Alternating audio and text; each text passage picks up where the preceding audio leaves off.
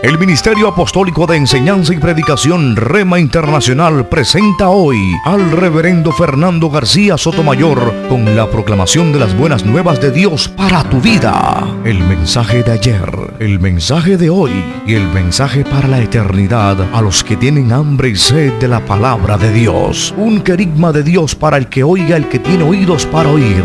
Escuche el dabar del Eterno a las naciones. Ahora es el tiempo para recibir el rema del Espíritu Santo a tu espíritu. Escuchemos con fe la memra del Señor para el alma.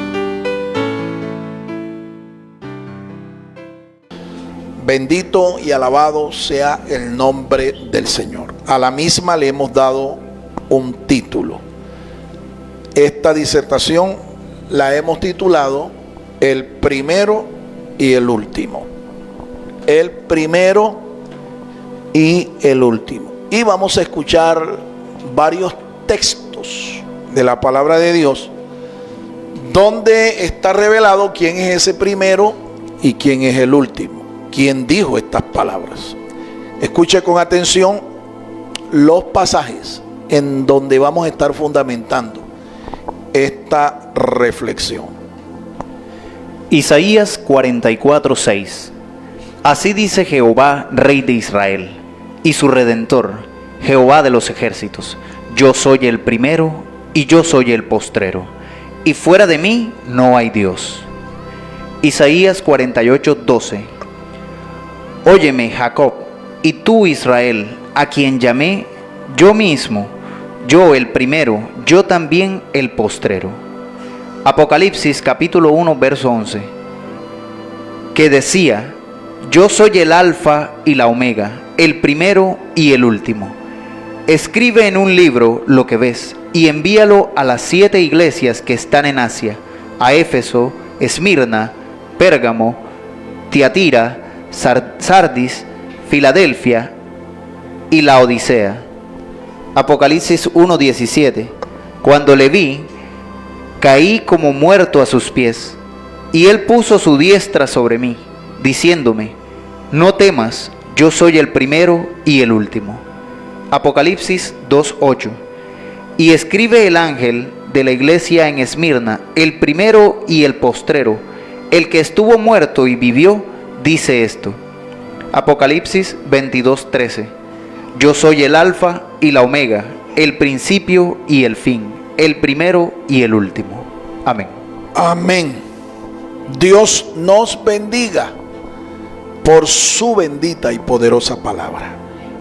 Acompáñeme a orar ahora y vamos a pedir al Señor que Él nos guíe, que Él nos enseñe por su Espíritu Santo y que sea su Espíritu despertando nuestro entendimiento espiritual. Oremos juntos. Padre Santo, gracias te damos por tu palabra. Bendecimos tu santo nombre, oh Dios. Bendito eres tú, Señor, nuestro Dios, Rey del universo, que nos has provisto tu palabra. Y tú, Señor, nos has elegido como tu pueblo especial, tu pueblo escogido, tu especial tesoro, la niña de tus ojos, para que nosotros por estas palabras, nosotros caminemos, nosotros andemos. Gracias, Señor. Te rogamos que ahora tú, por tu Espíritu, nos estés guiando, nos estés enseñando, permitiendo, Señor, que podamos entender espiritualmente tu palabra. Guíanos, Señor, a todo aquello que es verdadero, que es sano, que es recto y que contribuya a nuestra edificación. En el nombre de tu Hijo amado, nosotros tomamos autoridad ahora para reprender todo espíritu contrario, todo espíritu opositor, todo espíritu de las tinieblas, todo espíritu que pretenda entorpecer nuestra mente, todo espíritu que pretenda oscurecer nuestro entendimiento. En el nombre de Jesús de Nazaret, estamos desautorizando toda acción del enemigo, toda acción que pretenda oponerse al propósito de Dios. Y declaramos, Señor, que nuestro corazón es un altar para que tu palabra sea sembrada en él.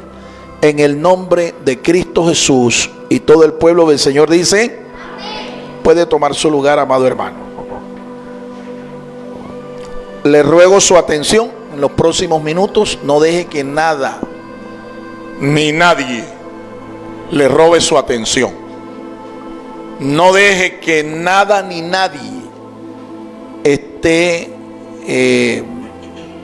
siendo usado para distraer su atención. El título de esta disertación, escúchelo como lo hemos propuesto una vez más: el primero y el último, el primero y el postrero.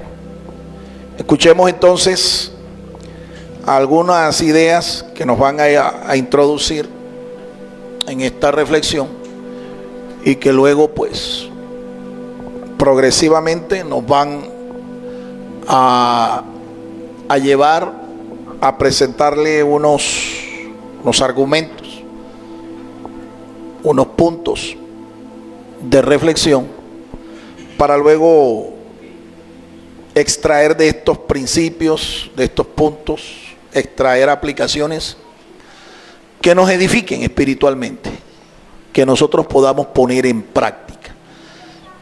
Siempre he creído, y así lo he aprendido, que no es necesario solamente escuchar con atención y aprender, tener conocimiento intelectual de lo que dice la Biblia, sino conocimiento espiritual y la posibilidad de aplicar estas verdades a nuestra vida de una manera práctica, de una manera útil.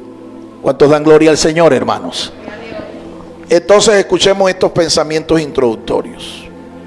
En las Sagradas Escrituras descubrimos una serie de frases emblemáticas y figuradas que se le atribuyen al Señor Jesucristo como títulos dignatarios.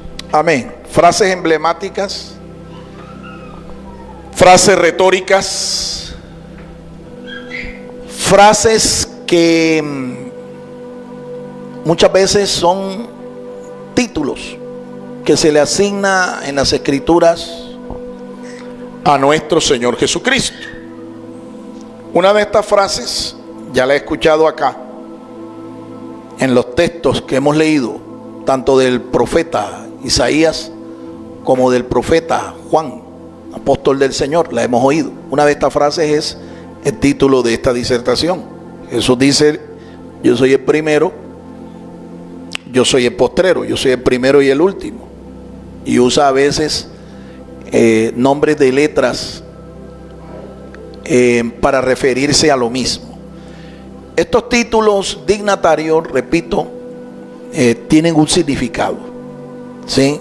Y lo que hoy pretendemos es eso: conocer qué significa esta expresión y cómo esto lo podemos aplicar, lo podemos poner en práctica en nuestras vidas para nuestro crecimiento, nuestra madurez espiritual.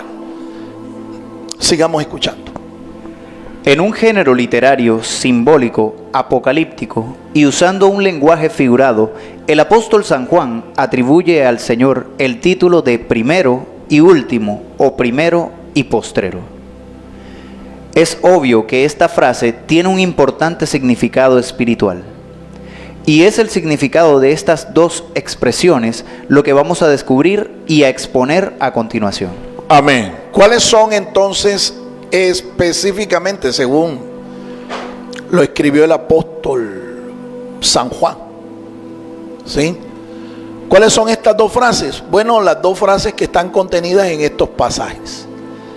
Cuando Juan fue inspirado a escribir estas palabras textuales del Señor, con toda certeza le puedo asegurar que tenía en mente lo que el profeta Isaías había dicho ya anteriormente. 700 años antes de el nacimiento de nuestro Señor Jesucristo, ya Isaías había dicho quién era ese primero y quién era ese postrero o último. Y dice el profeta inspirado que esas palabras son atribuidas directamente a la persona de nuestro Dios, y usa el nombre personal de Dios en estos pasajes que hemos leído del profeta Isaías. Dice: yo Jehová, yo el primero, yo el postrero. Por una sencilla relación, por un análisis sencillo del pasaje, cotejándolo con lo que dice San Juan, que son palabras textuales de nuestro Señor Jesucristo, podemos concluir con el hecho de que el nombre que usa el profeta es el nombre que relaciona con nuestro Señor Jesucristo, con Jesús de Nazaret. De modo que podemos concluir que Jehová o Jehová o Yahvé o Yahweh, como lo hayan traducido cualquiera de nuestros traductores al español, ese nombre personal es el nombre de Dios, y ese nombre de Dios está en la persona maravillosa de nuestro Salvador y Señor Jesús de Nazaret. Así que Jesús de Nazaret es Dios. Eso es lo primero que aquí nosotros debemos entender, por una sencilla relación y una comparación, una analogía entre lo que dice el Antiguo Testamento y lo que dice el Nuevo Testamento. Jesús de Nazaret, Yeshua, no solo es el Mesías, Yeshua es Dios. Jesús de Nazaret es nuestro Dios, es nuestro Salvador.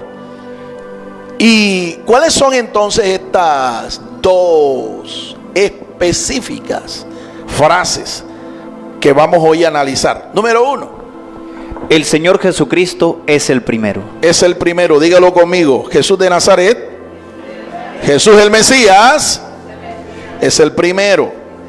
El primero. Este vocablo en hebreo se dice Rishon. Yo el primero, dice Ani Rishon. Yo soy el primero. Rishon, Rishon.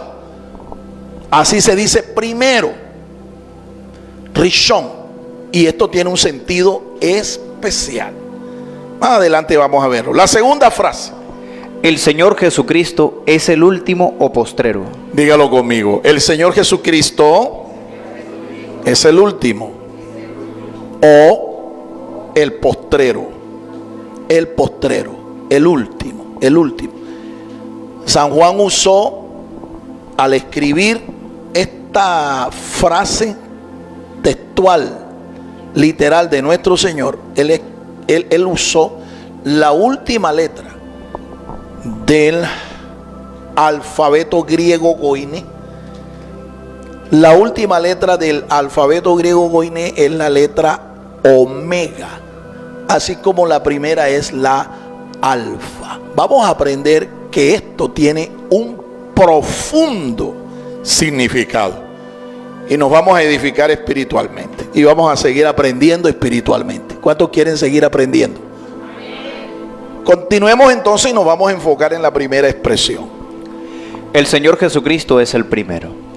La Biblia revela que Jesús es el primero de la resurrección. Amén. El primero de la resurrección. Eso lo enseña el apóstol San Pablo. Cristo es las primicias de los que durmieron. Primera Corintios capítulo 15, usted lo puede relacionar allí en sus notas, si está tomando notas. Él es el primero de la resurrección. Primicias de los que durmieron, dice el apóstol inspirado. Él es hecho. ¿Cómo así? Cuando la Biblia habla de la resurrección, se está refiriendo a lo que el Señor Jesucristo experimentó. La palabra del Señor nos enseña que Él nació entre los hombres. Según Gálatas 4:4, dice que Dios envió a su Hijo nacido de mujer y nacido bajo la ley. Ese es el cumplimiento de una promesa que por miles de años estuvo esperando el pueblo. El nacimiento, la aparición del Mesías, del Hijo de Dios. Dice, venido el tiempo, el cumplimiento del tiempo, Dios envió a su Hijo nacido de mujer, nacido bajo la ley, para que redimiese a los que estaban viviendo bajo el pacto de la ley, el pacto mosaico. Él vivió, Él predicó, Él anunció la buena nueva de salvación, Él se ofreció en un madero para nuestra salvación, para la remisión de nuestros pecados. y él muere ofrecido en sacrificio, pero las escrituras habían predicho que él iba a resucitar al tercer día. Quiero explicarte que nunca en la Biblia dice o está escrito que él iba a resucitar 72 horas después de su muerte. No lo vas a encontrar así. Por eso es importante que usted, cuando usted lea las escrituras, no solamente logre entenderlas, ¿verdad?, con una comprensión intelectual, el ejercicio de su intelecto mental, sí, sino que las escrituras hay que interpretarlas y hay que entenderlas espiritualmente. Pero esto solo lo pueden hacer los que son espirituales, es decir, los que han renacido espiritualmente. Porque cuando una persona no ha experimentado el milagro del nuevo nacimiento espiritual, lee las escrituras y de pronto pueda que alcance un grado de comprensión natural de las escrituras, pero no va a interpretarlas como Dios quiere que sean interpretadas. ¿Y cómo es que Dios quiere que las escrituras sean interpretadas? Que sean interpretadas rectamente y que sean interpretadas a la luz de todo lo que Él ha revelado en su palabra. La palabra escrita es la máxima revelación de Dios. Y a la luz de todo lo que Él ha dicho en su palabra, usted tiene que aprender a interpretar. Ahora, una cosa es lo que se lee y otra cosa es lo que significa. ¿Cómo así? Hay gente que me dice: pastor, pero es que aquí dice, está escrito, y yo por la palabra le demuestro a usted, mire, usted está equivocado, porque aquí está escrito. Esto lo ha hecho, varias personas lo han hecho en el transcurso de mi vida como maestro, pastor, predicador de la palabra. Me han dicho: usted está equivocado en lo que está enseñando, porque aquí dice, aquí está escrito. Me ha tocado decirle a estas personas: el problema que usted tiene es que usted no interpreta correctamente la escritura. He animado a muchas personas a que lo hagan, para que puedan tener una comprensión correcta, una comprensión espiritual. ¿Por qué? Porque la Biblia está escrita de una manera y otra cosa es lo que significa. Una cosa es lo que está escrito y otra cosa es lo que significa. Y usted no puede hacer una interpretación de esta forma. Hay palabras en la Biblia que no se pueden interpretar de una manera literal. No se puede interpretar porque están escritas en una forma que es representativa, simbólica. Y además las escrituras son palabras que vienen directo de la boca, del corazón de Dios, y son palabras espirituales. Jesús de Nazaret lo dice: mis palabras son espíritu y son vida. Y cuando Jesús dice eso, lo que Él está diciendo es: mis palabras son espirituales y producen o generan vida. Vida no natural, sino vida espiritual. Pero eso es el ejercicio y el producto de una comprensión espiritual del pasaje. Por eso hay que pedirle al Señor que despierte nuestro entendimiento espiritual, para dejar ya de estar entendiendo las escrituras de una manera natural, de una manera intelectual, porque esto no produce vida espiritual. La carne para nada aprovecha, dice Jesús, refiriéndose a todo esto, refiriéndose al conocimiento intelectual, a las filosofías, a lo que enseña la ciencia, etcétera, etcétera. La carne, dice, para nada aprovecha. Las palabras que yo les he hablado son espíritu y son vida. Entonces, cuando el apóstol Pablo dice allá en la primera carta a los Corintios, en el capítulo 15, que Cristo es las primicias de los que durmieron, se está refiriendo al primero que después de morir vence a la muerte, como estaba escrito, y resucita para nunca más volver a morir. Por eso el Señor ahora es llamado en las escrituras el inmortal. Por eso en las escrituras Él es llamado el primero en resucitar. ¿Cuántos dan gloria al Señor, hermanos? Hubo gente que por un milagro sobrenatural, después de partir a la eternidad, volvieron a la vida. Pero estas personas volvieron a morir. Volvieron a morir. Y te puedo mencionar varios ejemplos. ¿Sí? 2 profetas de la antigüedad, poderosos, en obras, en palabras, oraron por niños que ya habían muerto.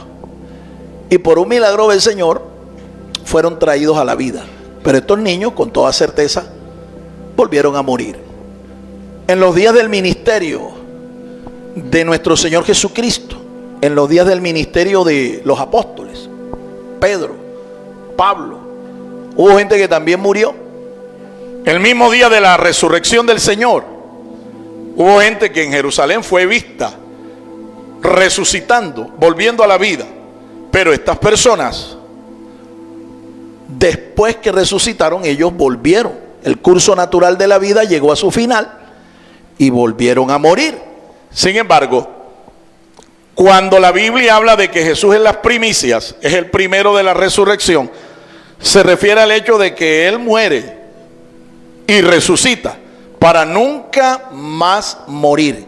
Y lo más glorioso y lo más poderoso para nosotros es que existe la promesa de que si tú mueres en Cristo, aunque estés muerto, vivirás. Jesús lo dijo: yo soy la resurrección y la vida. Todo aquel que vive y cree en mí no morirá eternamente, sino que vendrá de muerte a vida. Resucitará con un cuerpo inmortal, un cuerpo glorioso, un cuerpo de luz, un cuerpo espiritual, un cuerpo que nunca más va a morir, además de ser transformado. ¿Cuántos creen eso, hermanos? ¿Cuántos creen eso? Entonces, lo primero que tenemos que aprender de esta frase, yo soy el primero, es que Él es el primero de la resurrección. Vamos a seguir aprendiendo otros significados. La Biblia revela que Jesús es el primero de la familia de Dios. El primero de la familia de Dios. Dios tiene una familia. Esa familia somos nosotros. Amén. Tú eres mi hermano en Cristo, mi hermano, y aunque no sea de la misma raza y la misma sangre tuya, ¿sí? Yo soy tu hermano, espiritualmente hablando. ¿Sabe qué es lo maravilloso? Que este vínculo que nos une como hermanos entre nosotros y hermanos del Señor Jesucristo, este vínculo es eterno y va más allá del tiempo, va más allá del espacio, va más allá de la sangre. Y este vínculo es eterno. La hermandad que tú y yo tenemos es una hermandad eterna. En cambio, el vínculo, la hermandad que yo tengo con mis hermanos de sangre es temporal. Temporal. Una vez que yo parta a la eternidad, mi verdadera familia, mis verdaderos hermanos, permanecerán en ese vínculo unidos en amor, unidos por la eternidad. Por eso es que a la familia de la fe nosotros tenemos que estimar, y estimar mucho más que a nuestra propia familia de sangre. Cuando la palabra del Señor nos dice que nuestro Señor Jesucristo es el primero de la familia de Dios, usa el título de primogénito de Dios o primicias de Dios. Él es el primogénito. Esa expresión viene del hebreo bejor. Bejor, el primogénito, el hermano mayor, el hijo mayor, el hijo principal de Dios. Hay una secta, hay un grupo falsamente llamado cristiano que ha interpretado que cuando el apóstol San Pablo usa ya la expresión en Colosenses capítulo 1 desde el verso 14 en adelante, Cuando usa la expresión el primogénito de Dios, se está refiriendo a Jesús como el primero en ser creado por Dios. Pero esa expresión, Bejor, en hebreo, para referirse a primogénito, esa expresión que también se usa como sinónimo para referirse al primero de la familia de Dios, que es la expresión Bikur, para referirse a primicias, Bikur. Esos vocablos, cuando uno los analiza gemátricamente, uno se da cuenta que equivalen al valor de 7. Y 7 nos habla de la perfección divina. 7 es el número de Dios. De modo que Él no puede ser creado porque es que Él es Dios. Jesucristo nuestro Señor es divino. Jesucristo es el 7. Está representado por el número 7, el número de la perfección. Y el único que es perfecto entre todos nosotros es el Señor. Él es entonces el primogénito, el Bejor, el primero de la familia de Dios, el hijo principal, el hijo mayor, el hermano mayor. Así se presenta en las escrituras.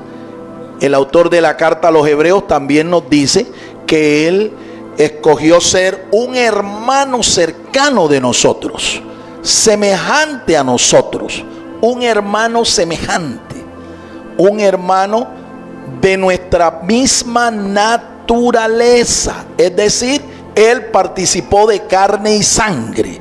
Él participó de la humanidad. Y aún, escúcheme, aunque después de morir como un ser humano en la cruz del Calvario, y Él por medio de su sangre ofrecer el perdón, la salvación de nuestras almas, sin embargo, Él cuando resucita no se despoja de nuestra humanidad, no se despoja de su humanidad.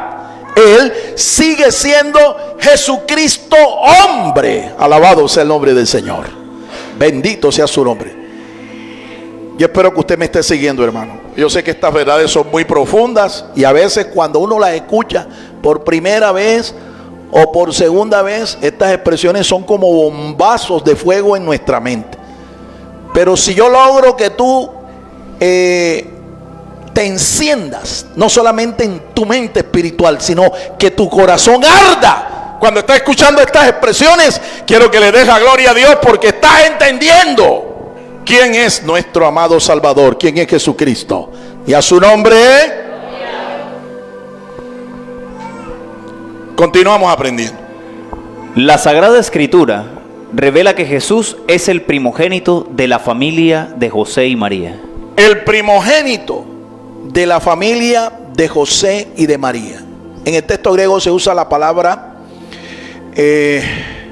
una palabra en griego que fue traducida como el primogénito. Se refiere al hijo mayor. Se refiere al hijo mayor. El prototokos es el vocablo que se usa en griego. Prototokos se refiere al hijo mayor de una casa. El primogénito de la familia de José y de María. Eso está demostrado en las escrituras. Él tuvo una familia conformada de más hermanos y hermanas. Conocemos los nombres de algunos de sus hermanos, ¿sí? En vida, ellos no siguieron al Señor Jesús. Cuando el Señor Jesús se presentó a la nación como el libertador de su pueblo, como el Mesías, no creyeron en Él, no lo siguieron. Pero después que Él muere y resucita, se les aparece a ellos. Al hermano que seguía en el orden de la familia, Santiago, cuyo nombre en hebreo es Jacobo, él termina escribiendo una carta. Y él termina siendo el primer pastor de la iglesia en Jerusalén, Santiago. Pero hay otro hermano llamado Judas, también es escritor sagrado.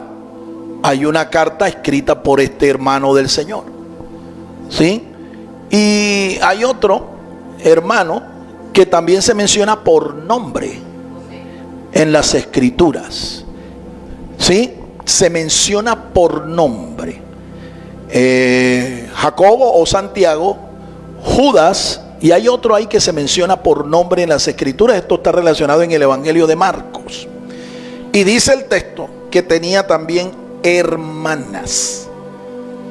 Esto va en contra del dogma católico romano de que María fue inmaculada, concebida sin pecado y eternamente virgen, madre de Dios y reina del cielo.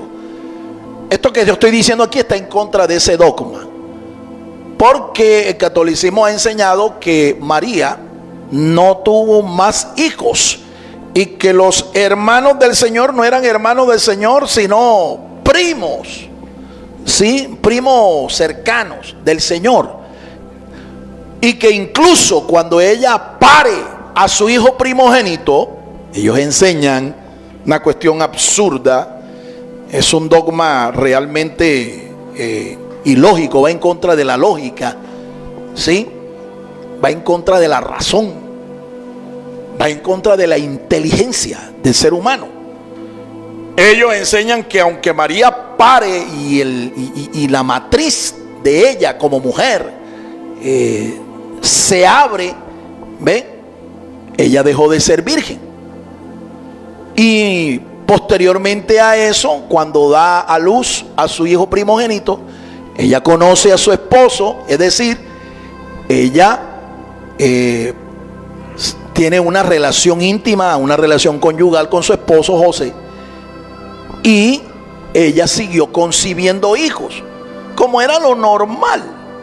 Y era lo propio de una mujer hebrea que creía que era una bendición de Dios ser fructífera, sí, y parir muchos hijos.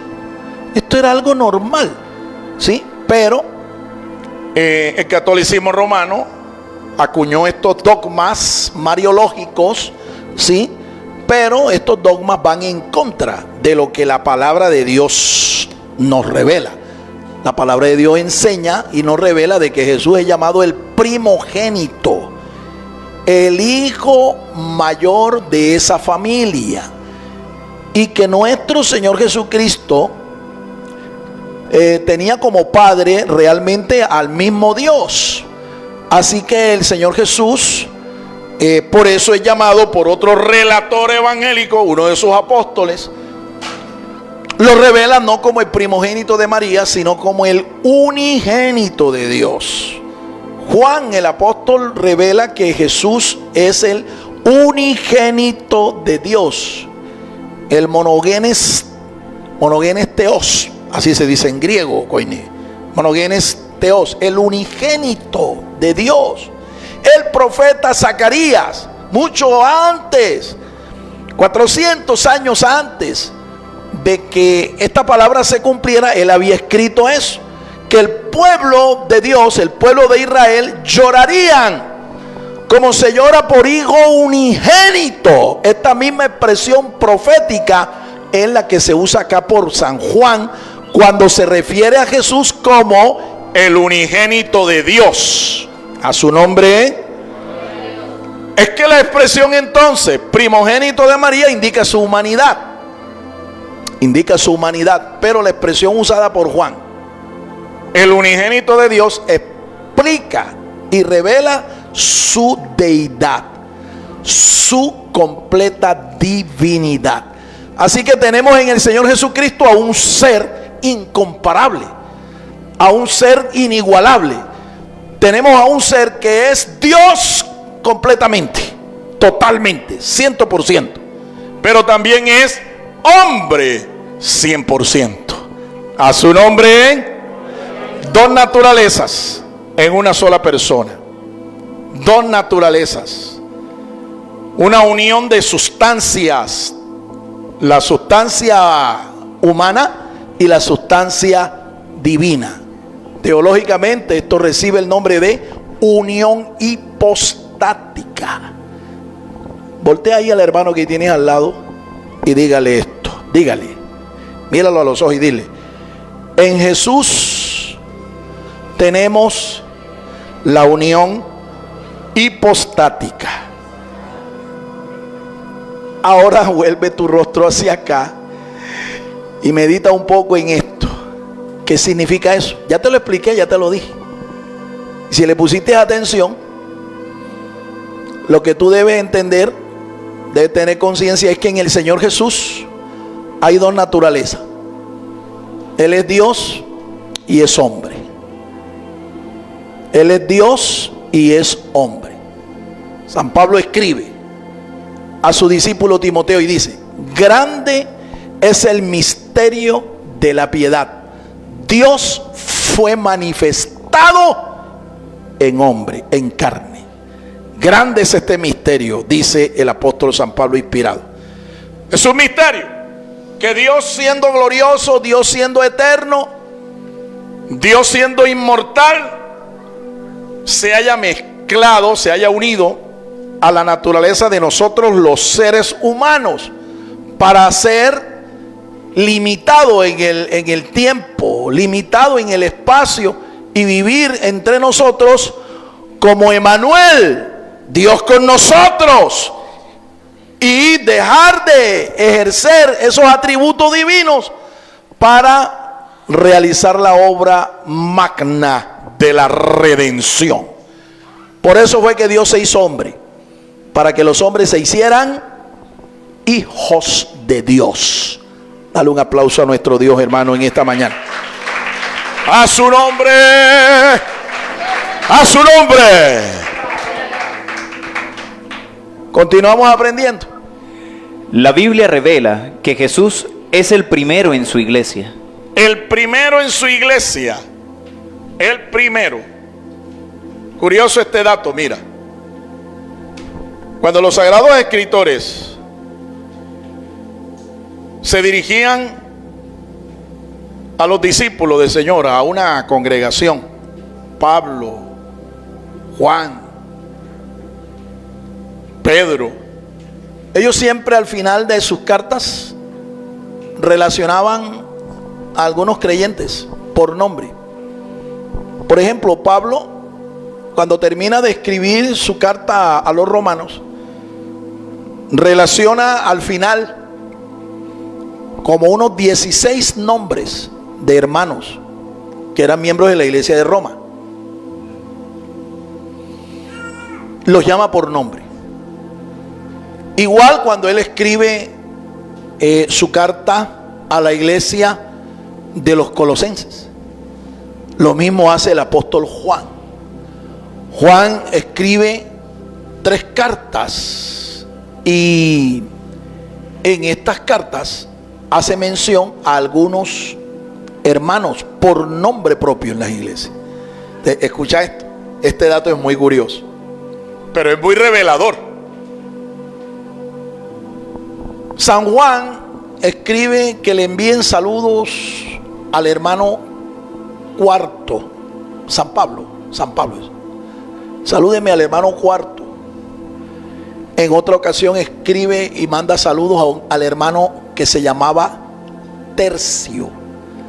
Tercio es tercero. San Juan, en sus cartas, él escribió 3 cartas. Envía saludos a varios hermanos, entre ellos algunos por nombre, como Gallo, por ejemplo. El hermano Gallo. ¿Sí?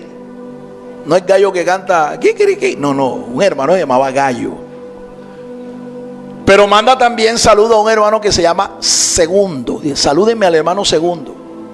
Pero qué curioso, mi hermano, que ninguno de los escritores sagrados, cuando escriben a la iglesia, nunca le mandan saludos al hermano primero. Salúdenme al hermano primero. Ni Juan, ni Pedro, ni Santiago, ni Judas, ninguno.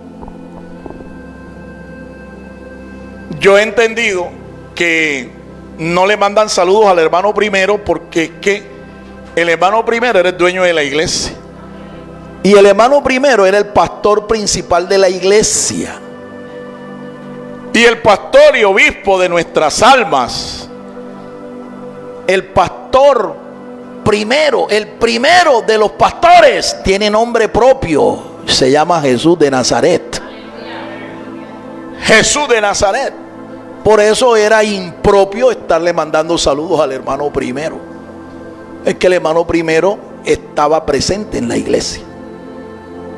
El hermano primero era el pastor principal, el eterno pastor de la grey de Dios.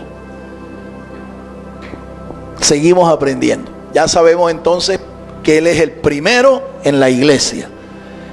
Y cualquiera que intente quitarle al Señor el primer lugar, esta persona pues tiene serios problemas. Tiene serios, pero serios problemas. Había un hermano que el apóstol San Juan condena por esta actitud. Este hermano tenía nombre propio. Se llamaba él Diótrefes. Y Diótrefes, dice el apóstol San Juan, que se quería apoderar de la iglesia. Y él se tomó atribuciones y autoridad que no le fue nunca concedida. Nunca se le dio estas prerrogativas al hermano Diótrefes. Por eso San Juan dice que cuando él llegara allá, lo iba a reprender. ¿Ve? Por su charlatanería y por su egocentrismo y por creerse que él era por encima, superior, primero que el hermano primero realmente.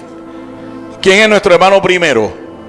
Nuestro Señor Jesucristo. Y a su nombre seguimos aprendiendo.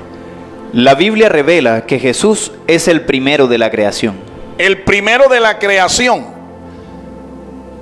Los comentaristas bíblicos le han dado un sentido a esto de ser el primero de la creación, ¿sí? Para no confundir con el hecho de ser el primer ser creado.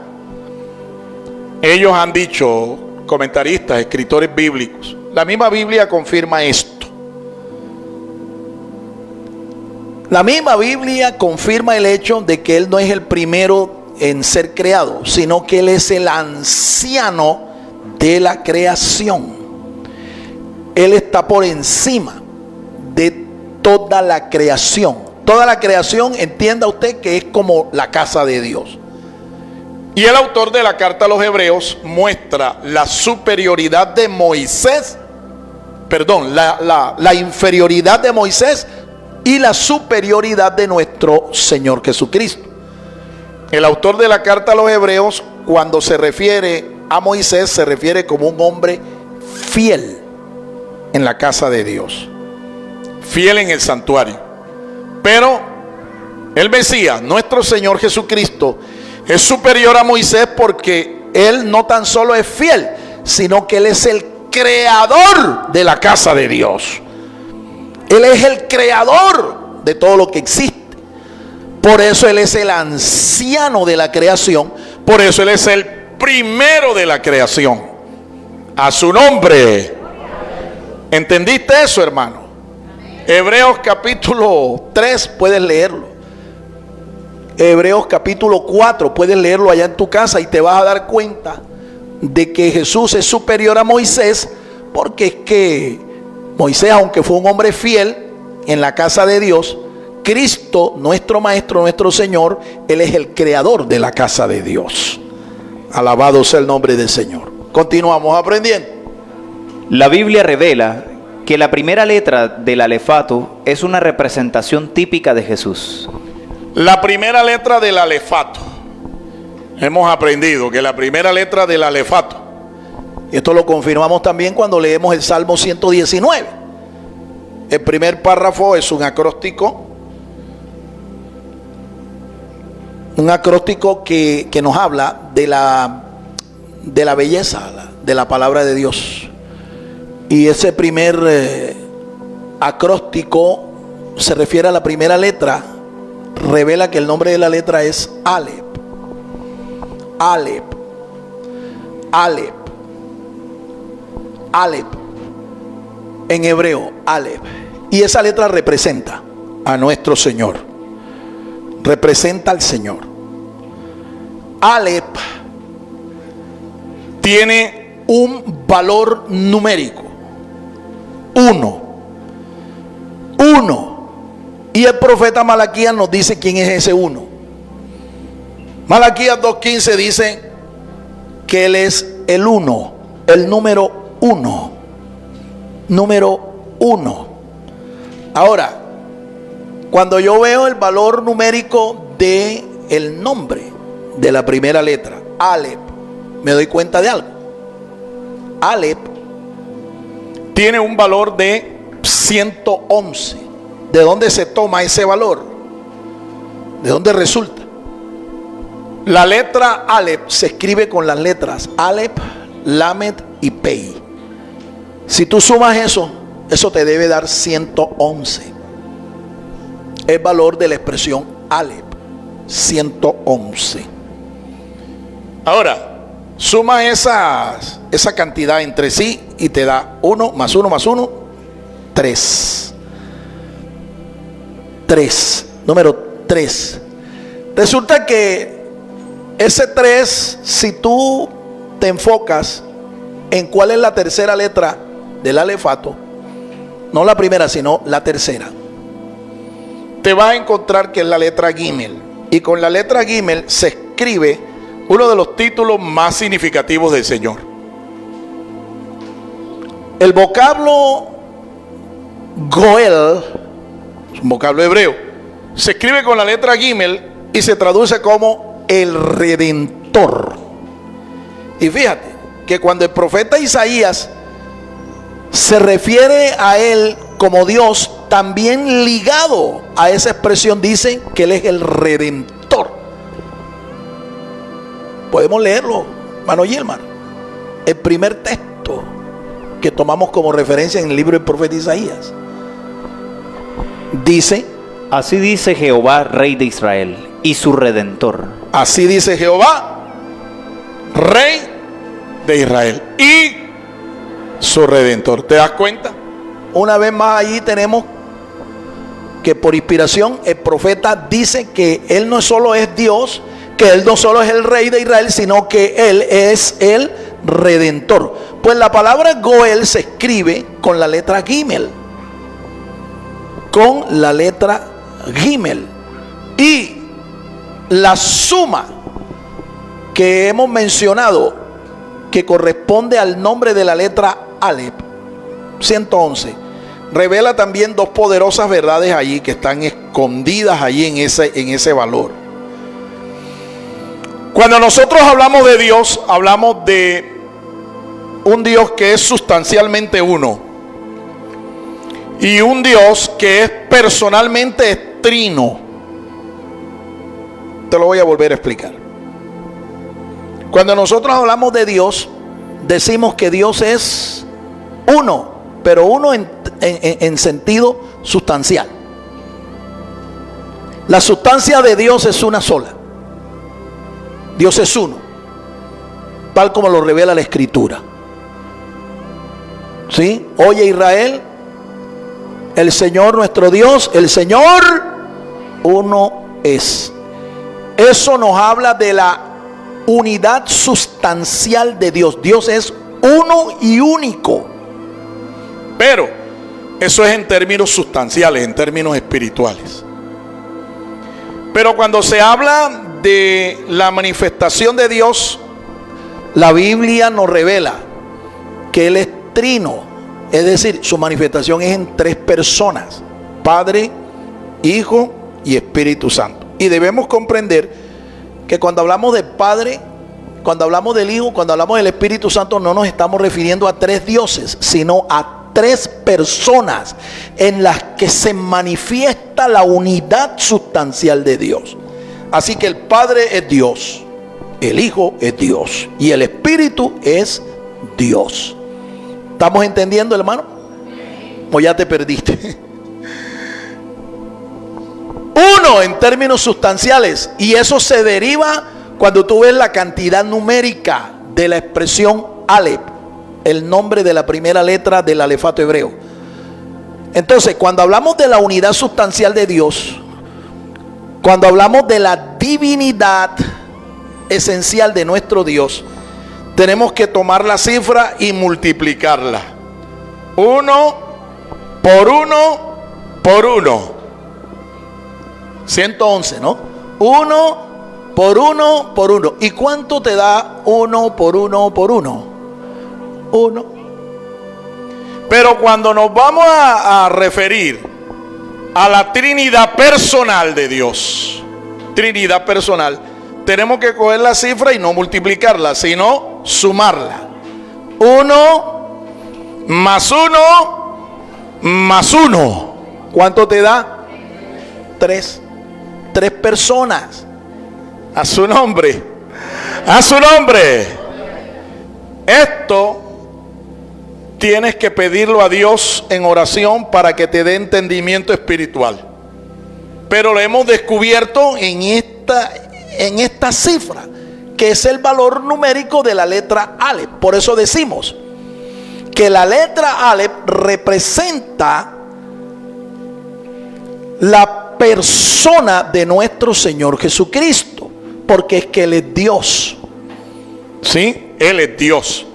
Y como tal, Él es el primero, Él es el único, pero también es la segunda persona de la Trinidad personal de nuestro Dios. ¿Seguimos aprendiendo? ¿Es Jesucristo el primero en tu vida? Esa es una pregunta para reflexionar. ¿Es el Señor Jesucristo el primero en tu vida?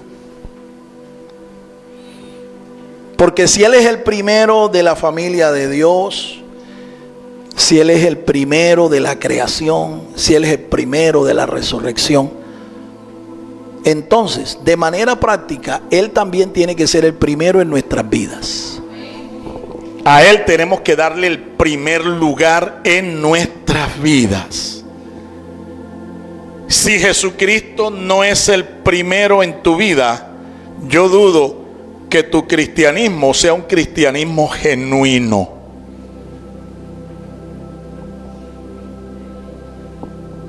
Lo pongo en duda. Lo pongo en duda. Pero cuando una persona ha entendido que Jesucristo es el primero en toda la obra de Dios, en todo lo que Dios es, Él es el primero, y no es el primero en tu vida, entonces tu cristianismo en la práctica será un cristianismo de segunda categoría. Un cristianismo de pronto de labios, pero sin compromiso. Un cristianismo que es, digamos, en calidad, de calidad baja, secundaria. Todo lo contrario. Todos aquellos que a Jesucristo le dan el primer lugar en sus vidas son capaces incluso hasta de entregar su vida por amor al Señor. Porque comprendemos que así como Él dio su vida y nos rescató y nos salvó y nos creó, nosotros debemos estar dispuestos a dar nuestra vida por Él. A su nombre. Estas son palabras muy comprometedoras y son palabras muy fuertes, pero es lo que la Biblia nos muestra, es lo que la Biblia nos enseña. Bueno, no sé si ustedes están dispuestos a seguirme escuchando.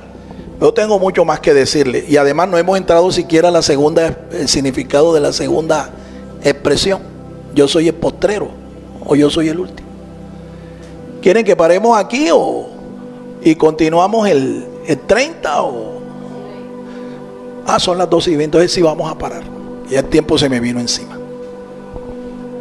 Así es que vamos a dar gracias al Señor. Póngase sobre sus pies y hoy haga del Señor una vez más, hágalo el primero en su vida.